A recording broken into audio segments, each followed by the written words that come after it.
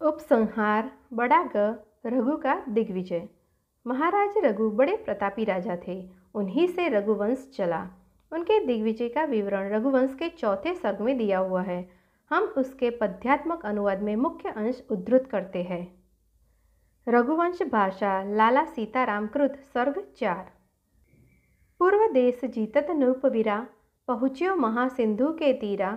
धन ताली बन बस जो ठामा, चहु दिसी छवि पावत अतिश्यामा। झरसन अरिहि अखारत जोई, ते ही लखी सुहुम बेत सम होई। कापत रिपुगुन शीस झुकाई, रघुसरी सुन निज जाति बचाई। लड़त नाव चढ़ी वंग निवासी, तासु शक्ति निज भुज बल नासी। गंगा स्रोत दीप मह जाई, गाड़े निज जय खम्भ सुहाई। चलत बांधी मगमह गज सेतु, सेना सहित भानु कुल केतु। कशिपा उतरी कलिंग ही आवा, उत्कल नृपते ही पंथ बतावा। चढ़ी गज सरिस महेंद्र पहाड़ा, निज प्रताप अंकुश तह गाड़ा। लय गज यूथन अस्त्र चलाई, मिल्यो कलिंग भूप ते ही आई। सुलभ जानी जिन जीति न मांगी, महासिंधु तिर ही तह लागी। पुग वृक्ष जह सोह विशाला, गयो अगत्य दिशा नरपाला। भई कावेरी मह सोई देखी, शंका सरिपति चित बिसेखी। चली भड़काई मरिच विहंगा, परिमलय गिरि तट चतुरंगा। पई रविकुल शशि तेज अनूपा, नहीं सही सक्यो पांडव कुल भूपा। मिलत सिंधु जह ताम्र वनसरी, तह नृप विनय सहित रघुपद परी। मानहु निज जस संचित किन्हा, तह उपजत मोती ते ही दिन्हा। चल्यो नरेश शत्रु बल कंदन, लगे जासु ऊपर बहुचंदन। मधुर मलय नाम गिरिदोई, दिसी के कुचन बीच जन होई। दूसह अरिन कह जासु प्रकाशु, सो नृप तजो सिंधु तटतासु।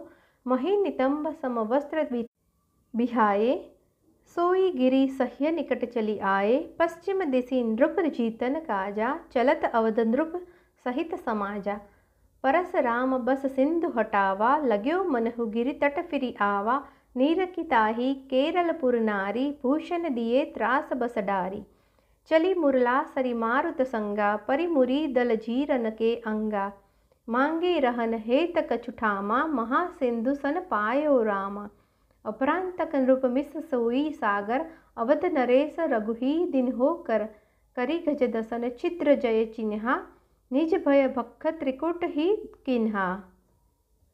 त्रिकुट लंका में था। समझ में नहीं आता कि पांडव देश से रघु लंका क्यों न गए। पूनी पारस जीतन थल राहा, चल्यो सेन संग कौशल नाहा। पश्चिम दिशि सोई यवनन संगा, चलत युद्ध मह चढ़े तुरंगा।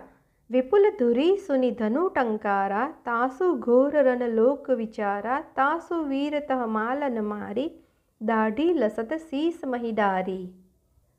चहुदिसी लसत लाख तरु जाके, चाम बिछाई सूर रन बाके। करत पान बारूनि सुबासा, किन्हो बैठी समर श्रमनासा।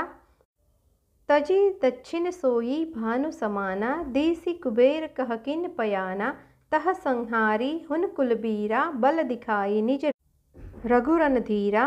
रन कंबोज देश नरपाला, सके न सही रघुतेज विशाला। कटत छाल परिगज आलाना, दबे भूप अखरोट सामाना। रविकुल चंद्र तुरंग असवारा, चढ़्यो हिमालय नाम पहारा। लगी गंग जल सीकर संगा, सोई वायु सेनन के अंगा।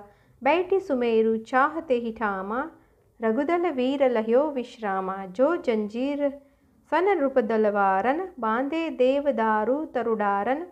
ज्योति डारी तह औषधि नाना, भई तेल बिन दीप समाना। चलत दुहु दिसि गोफन बाना, उड़त आगी जह लगत पखाना।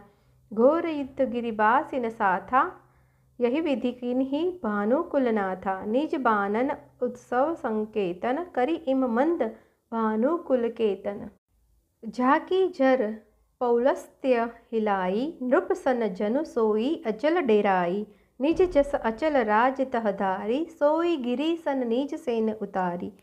लौहित्या उतरत चतुरंगा, काला गुरु सन बंधत मतंगा। लखी मनुवंश भानु परतापा, प्राग ज्योति कर नरपति कापा। गयो शरण दई तोष न काजा, सोई गज काम रूप नर राजा। इससे प्रकट है कि रघु ने पहले पूर्व की यात्रा की और राह के राजाओं को जड़ से उखाड़ते हुए समुद्र के तट पर पहुंचे, जो ताड़ के वन से काला हो रहा था। यहाँ सुह्म देश था। सुह्म देश को कुछ विद्वान आजकल का अराकान मानते हैं, परंतु हम उन लोगों से सहमत हैं जो इसे वंग के पश्चिम का प्रांत बताते हैं। इसकी राजधानी ताम्रलिप्त थी। ताम्रलिप्त को आजकल तामलुक कहते हैं। सुह्म के राजा ने रघु की अधीनता स्वीकार कर ली। यहाँ यह विचारने की बात है कि उत्तर कौशल और सुह्म के बीच में मगध और अंग राज्य थे। उनका क्या हुआ? ये दोनों राज्य न तो कौशल के अंतर्गत थे, न उसके अधीन थे। इसका प्रमाण यह है कि इंदुमती के स्वयंवर में, जिसमें रघु का बेटा आज भी गया था और जिसका वर्णन रघुवंश के 6ठे सर्ग में है, मगध और अंग के राजा दोनों आए थे। मगध के राजा का नाम परंतप है। दोनों की बड़ी प्रशंसा की गई है। हमारे मित्र बाबू क्षेत्रेश चंद्र चट्टोपाध्याय ने अपने विद्वत्तापूर्ण लेख डेट ऑफ कालिदास में लिखा है कि इसका कारण यही हो सकता है कि महाकवि मगध और अंग दोनों देश के राजाओं से प्रेम रखता था और उनका जी रखना ही नहीं चाहता था। 6ठे सर्ग में अवसर पाकर दोनों की बड़ाई कर दी।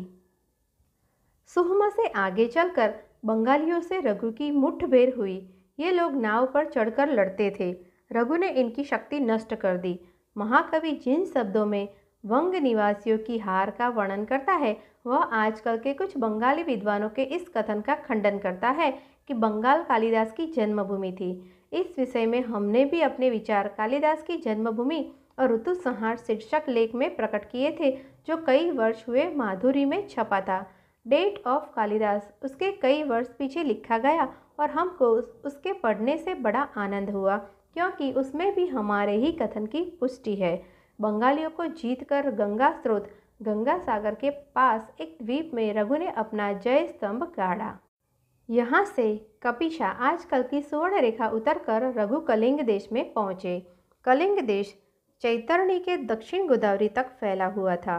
पुरातत्ववेत्ता कनिंगम का मत है कि यह देश उड़ीसा के दक्षिण और द्रविड़ के उत्तर में था। इसके दक्षिण पश्चिम में गोदावरी और पश्चिम उत्तर में इंद्रावती थी। महाभारत के समय में उड़ीसा भी इसी के अंतर्गत था। मणिपुर आजकल चिल्का झील के पास मानिक पसन है और एक बंदरगाह है, और राजा महेंद्री इसके मुख्य नगर थे। परंतु रघु के दिग्विजय के समय में उड़ीसा उत्कल इससे भिन्न था और उत्कल के राजा ने रघु के अधीन होकर उनको राह बताई थी। इसके आगे रघु महेंद्रगिरी पर गए, जहाँ महाभारत के समय में भी परशुराम जी रहते थे। कलिंग के राजा सदा से वीर रहे हैं। कलिंग वालों ने अशोक के भी दांत खट्टे कर दिए थे, यद्यपि अंत को हार गए। रघु से कलिंगराज लड़ा परंतु हार गया। उसकी सेना में हाथी बहुत थे। कलिंग से रघु दक्षिण गए और कावेरी उतरे। यहाँ पांडव देश था। मलय पर्वत और ताम्रवर्णी नदी इस देश की स्थिति निश्चित करते हैं। आजकल के तिन्नवली और रामेश्वर इसी के अंतर्गत थे। इसकी राजधानी उर्गाख्यपुर लिखी है। उर्ग का अर्थ नाग है और मदुरा का तमिल नाम अलवाय नाग है। इससे विद्वान लोग अनुमान करते हैं कि पांड्य देश की राजधानी मदुरा थी। ताम्रपर्णी जहाँ समुद्र में गिरती है, वहाँ मोती निकलते थे। सो पांडव राज ने रघु को सम्राट मानकर मोती भेंट में दिए। उन दिनों पूर्वी घाट के दक्षिणी भाग को ददुर कहते थे। उसके और मलयगिरी के बीच में चलकर रघु सह्य पर्वत पर आए। सह्य कावेरी के उत्तर पश्चिमी घाट का नाम है। यही मलय कनाडा केरल देश था। उसने भी रघु का लोहा मान लिया। इसकी मुख्य नदी मुरला थी, जिसे अब काली नदी कहते हैं। वहाँ से उत्तर चलने पर अपरांत देश मिला, जिसका एक अंश आजकल कोंकण के नाम से प्रसिद्ध है। मलाबार का एक अंश भी इसी के अंतर्गत था। वहाँ के राजा ने भी रघु को कर दिया। आगे चलकर रघु ने त्रिकुट को अपना जय स्तंभ बनाया। त्रिकुट लंका का प्रसिद्ध पर्वत है, जिसके ऊपर रावण की राजधानी बसी हुई थी। तुलसीकृत रामायण किष्किंधा कांड में हनुमान जी कहते हैं, आनो इहा त्रिकुट उपारी, लंका जीतकर रघु स्थल मार्ग से। इससे प्रतीत होता है कि जल मार्ग भी था। पारसियों को जीतने गए। बीच के राजा क्या हुए?